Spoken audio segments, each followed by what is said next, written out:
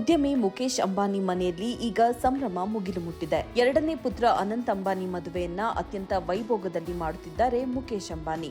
ಜಗತ್ತಿನ ದುಬಾರಿ ಮದುವೆಗಳಲ್ಲಿ ಒಂದಾಗಿರುವ ಅನಂತ್ ಮತ್ತು ರಾಧಿಕಾ ಮರ್ಚೆಂಟ್ ಮದುವೆಗೆ ಕ್ಷಣಗಣನೆ ಆರಂಭವಾಗಿದೆ.